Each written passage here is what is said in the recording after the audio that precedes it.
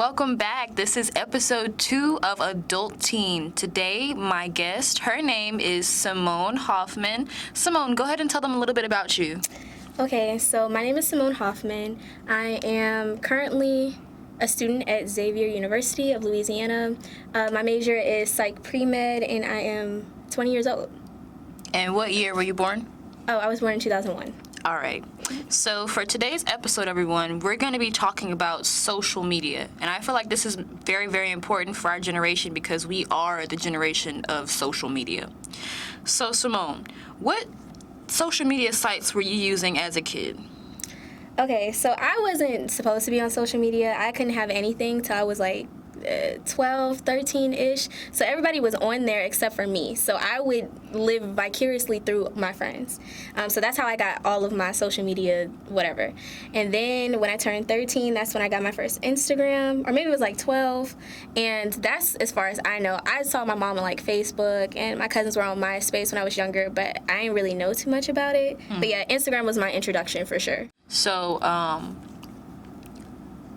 when I was observing, like when I first observed social media, I was seeing my sister on it, and she was on Twitter. And I was like, what is that?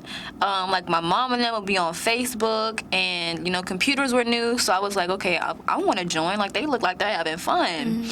And so, like, I started off, of course, like, really, like, virtual worlds. Like, I was doing, like, IMVU, and I had no business being on there. No, like, IMVU was wild. That stuff was wild. Like, I had it downloaded on my mom's computer. I swear I gave it a virus. I know it did. But it was I used it, though. I had no business being on there like that, and then, like, Me's, even some more friendly ones, like the Pixie Hollow thing. Yeah, okay. I wasn't really on Club Penguin, but I was on, if you know, I think it's Millsberry. I have no idea what that is. What is that? Millsberry was like, you pick like your little like mini kind of avatar, and then like you get to dress them up and like go to the grocery store. I don't know, but it was fun, and I was on it. But my first social media site I got on is called Bebo. And it's like nobody knows what that is. No. It was like a more teenage version, I guess, of MySpace. Okay. It was more like kids like close to my age, or just like kind of 16s. Wait, on how that. old were you? I was like, 9. I should have been on that, but I was on it. I was doing a lot of things I should have been doing. I'll tell you that much. I definitely wasn't on there. I was playing dress-up games. I was doing that too. I was doing that too, but yeah. So, but eventually my first big platform was Twitter, and I think that's my that's why it's my favorite. I don't know. It's so nostalgic for me. See, I have no nostalgia for Twitter. I love Twitter. That's what I use the most. But, like, I think I got a Twitter, like, maybe when I was 14 or 15. I didn't use it until I was, like, 17. Like, I didn't know how to use it. And I was like, oh, this is boring. I'm going to get back on Instagram. I'm going to get back on Snapchat. Now I don't even use those for real. So what made you want to join the sites? Like I said, it was really just my friends. A lot of them were on there, and I don't know, it just looked like they were having fun, even though they were just really posting pictures and stuff like that. Because my introduction was Instagram, so there wasn't really too much going on. I mean, people used to do like the To Be Honest and the rates and stuff like that. So I wanted to be a part of that because I used to hear about it when they came back to school. So that's probably why. Just my friends, not really like family and stuff. So what did you see like other kids like doing on those sites? Were they doing the same things you were doing? Yeah, for the most part, especially like on Instagram, people were just posting pictures, doing the little rates, and To Be Honest, I used to do that with I used to do that with my group of friends, little rates. I remember they used to make like no bullying pages, like yeah, like it was my middle school, and they were like, because my middle school was called Evans, and they were like, Evans, no bullying, and then they post like real corny like quotes about you are loved. Wait, I swear, we didn't have it. Yes. If anything, we had the complete opposite, because, you know, the whole exposing stuff, that was happening during middle school and high school. It was like, we getting too old for this. No, for real. They would have like, I remember they had like Mactown fights or something. Really? Yes, like they would So have they would like have a a page fighting for the page. fights? Yes, they have a fighting Yeah. page. They'll have like exposing like private picture stuff. Yeah, yeah. And it was essentially child porn at the time. Yep. And nobody like took that as serious as it should have been. No. It was wild. Because okay? I didn't even think about it until like maybe a couple years ago. Mm-hmm. Like in high school, I'm like, this is really child porn. Like, this is disgusting. Yes, yes. So, with that in mind, how do you think those sites impacted you then? Like back then while I was still in school when I was using it. I think it probably molded the person that I was trying to be, just based off of trends. A lot of the stuff that I was interested in was based off of social media, and I realized that I probably wasn't even interested in this stuff. I just, like, even like the way I dressed was very much heavily interested by, or heavily Inspired by social media. And I don't know, the stuff that I was interested in. Like, I really wanted to be a YouTuber back then. Even though, would that be considered social media? Yeah. Yeah, so, like, back then I watched a lot of YouTube, which I still do. But that definitely, I wanted to be a YouTuber so bad. Yeah, for me, social media really, like, I feel like it contributed to my insecurity. Because I would definitely feel like, I wanted to be what they were doing. I wanted to be, you know, as successful, as fun, outgoing.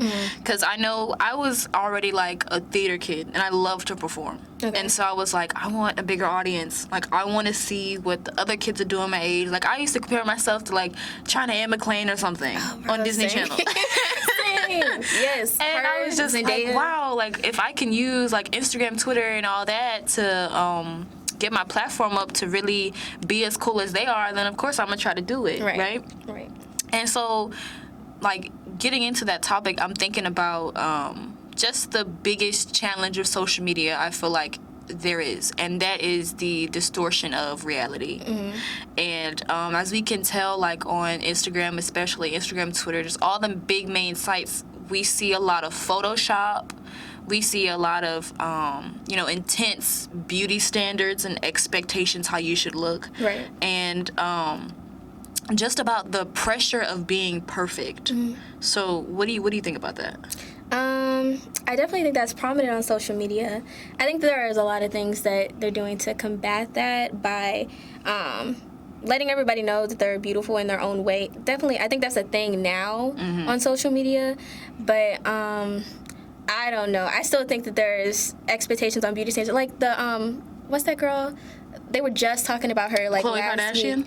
Oh yeah, I saw her. She's literally, didn't she just put out an apology or some type of paragraph about? Because what she did was, it was like her grandmother had posted a picture of Khloe Kardashian, who is, known for Photoshop, known for, looking perfect, as they say. And so her grandmother posted a picture of her that was just unedited, just raw. And Khloe looked a lot different than her pictures. Right. And so what she did was she was actually threatening to sue. Her grandmother? Not her grandmother, but other people who reposted it. Like there was this big, this celebrity debunk page or something, and they focus on surgery. And so they were blasting Khloe, and she was threatening to sue them because they wouldn't take the picture down of her. Okay. And so thinking of that, I'm just like, okay, well, do you know how dedicated she is to looking perfect? Yeah, to having this perception that she is perfect. Like I saw, she went on like Instagram Live to show that her body is actually nicer than what the picture was showing. But it's like everyone has a bad picture. Like it's not. It's actually good that picture came out because now there's kids that are looking at her that know that that the body that she shows most of the time is like unrealistic for the most part. And then I was talking about the how you say it? Coi Leray? Yeah. And people it's like, there's a whole bunch of people that were going in on her for being like skinny and little and like kind of petite. And then on the flip side, if you're bigger, then they go in on you for that. That's so true. it's like, that's true. It's a lose-lose situation. Being a woman, it's just like no matter what, someone's always gonna have something to say, and it's just like even if women decide to get surgery to enhance themselves, people still are gonna run their mouths. Right. But it's like at the end of the day, you're not natural. Right, because now you're not natural, and it's like, or if we talk about Megan Thee Stallion, she's natural, but she's also a tall woman. Yep. They've been calling her a man.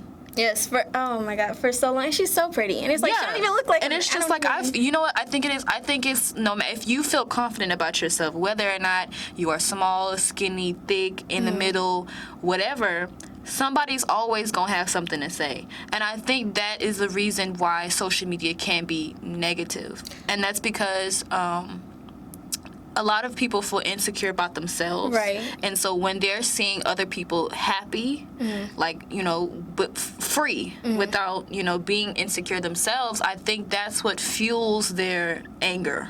Do you think people are fueled like that, what you were saying, like with the whole Lizzo thing? Do you think that's why people are so angry, because she's just so free with herself and she loves herself? Oh, absolutely. They don't want to see big people shine, especially big women. Yeah. They don't want to see them shine. And then Lizzo shows everybody, like, she's not even, like, she doesn't live an unhealthy lifestyle. She really doesn't. If anything, Saweetie lives a more unhealthy lifestyle with the whole Cheetos and everything. But they let her go. Because she's small. She's small, and she's also light-skinned. So that's a big one. That's a big one. We can get into colorism. It's like, especially on Instagram, like there is an obsession with being light-skinned, with being mixed, having those blue or green eyes, exotic, Blasian. Tired of the names. Miss Light-Skin, mixed girl, curly hair, whatever it is. And if that is, okay, I'm gonna call you out. If that is your username, okay, we can't be friends. Sorry. I'm just, no. I agree. No. Or yellow, red bone, all of that. Yeah. All of that. And you know what's Luckily, crazy? I don't see it that much, though. You know what's crazy is, like, colorism is an idea that's just been, it's been transformed but consistent throughout, like, all decades. And it's interesting to see how colorism has expanded on a social media level. Because, of course, they already had it in the black community in the 90s and before then. Right. But it's interesting to see how big it got now. Like how it's displayed on social media. Yep. It's weird, too, because, like, obviously it's very prominent within women, but you also see it within men as well. Like, with the whole lighter men being kind of emasculated. They're not seen as masculine as a darker skinned man. That's definitely a thing on social media. Or they don't want a pretty boy, so they're looked down upon just for having more feminine features as a man, and that goes into colorism as well. I see that a lot. And it actually goes into male toxicity as well, because it's like then men feel pressured to be to not feel emotion anymore. Yeah. Like, they have to be strong all the time. To regain their masculinity. Yeah, to regain their masculinity. And it's because of social media. It's because whoever is, knocking you down is because they're insecure. And it's just like, it's interesting to see how powerful that tool can be on someone's life and how they perceive life in general. Okay, so do you think people have to have a level of confidence in order to be on social media? Like, do you feel like once you go on, when you put yourself on these platforms, that you have to be confident in some way? I think that, okay, here's what I'm going to say. I think that it depends on how far an extent you're going to use your social media. Okay. I feel like if you are a person that, you struggle with social anxiety, I feel like you shouldn't be using sites or, following a lot of people that is going to get you a lot of attention or just, like, put you in that mix. Gotcha. I feel like, for example, if you are a more private individual, it makes sense for you to have a private Instagram account or a private Twitter account. Great. But if you are more confident, I can see how you would go public. But at the end of the day, everything stays on the internet, no matter what. So you really have to be careful not to make mistakes that you know would come back and haunt you. And I can say that for sure. I'm sure we all said some things on social media as kids. It's just random, and it's Luckily, just like, I why? only had Instagram, so I ain't saying nothing. You can't. I had pictures. That's it. I don't have no.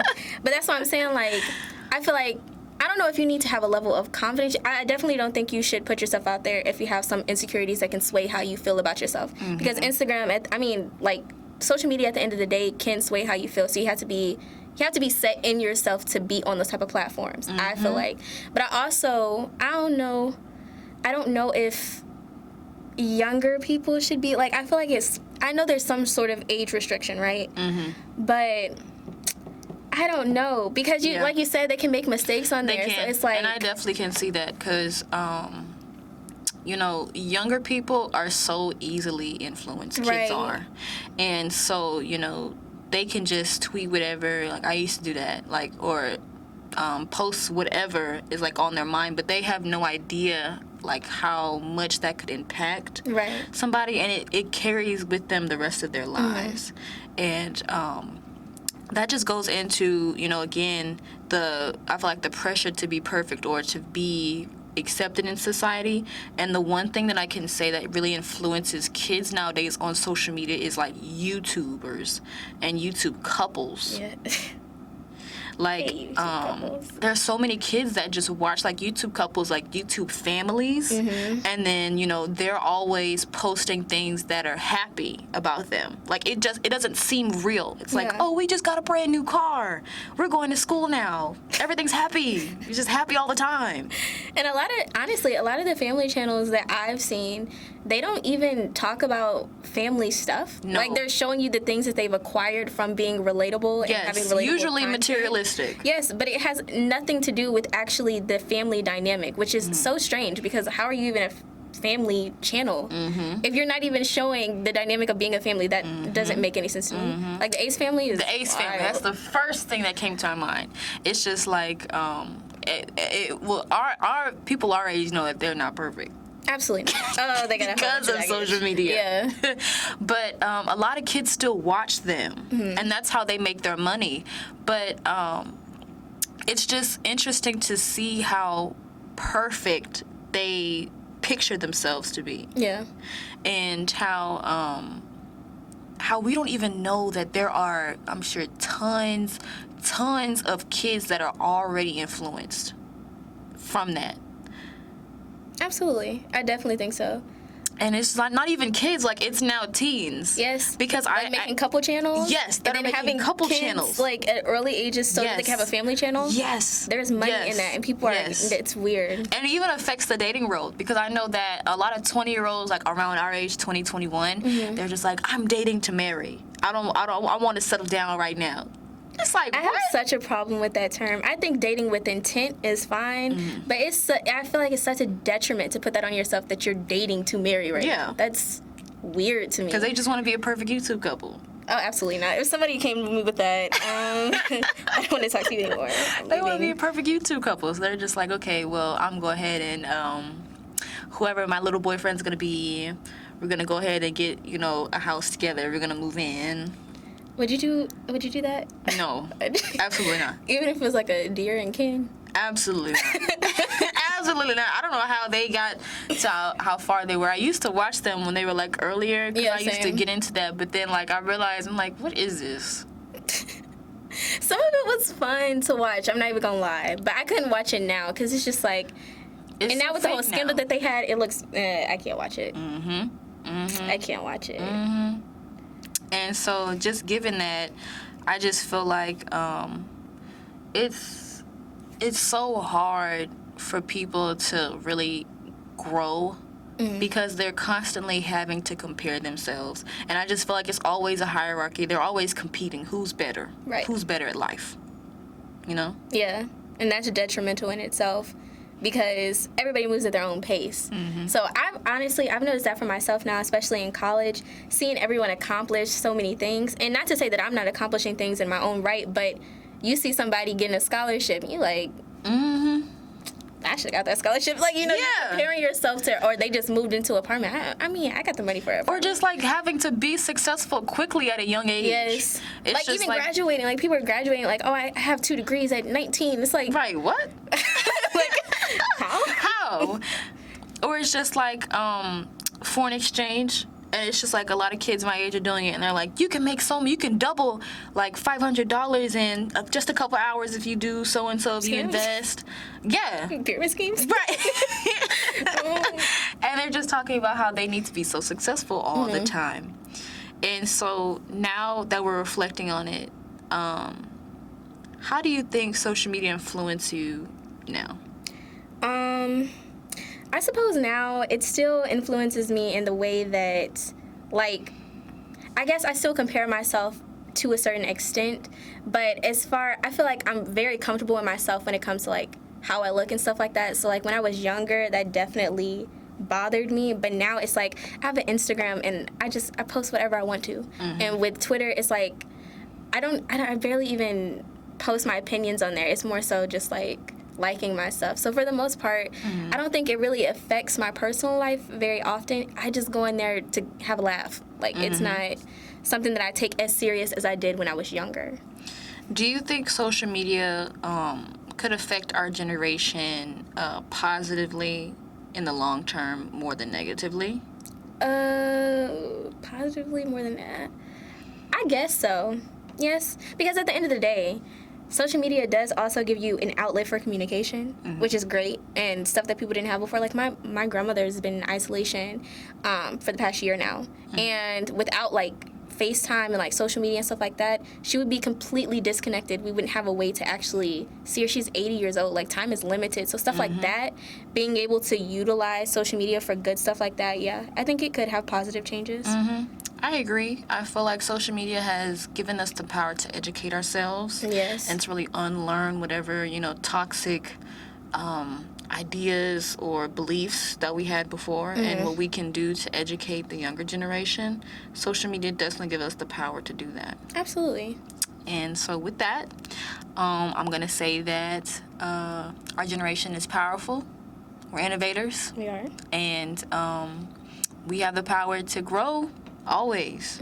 So this discussion was great. Thank you, Simone, for joining me. Thank you for having me. Thank you guys for tuning in. That's it, though.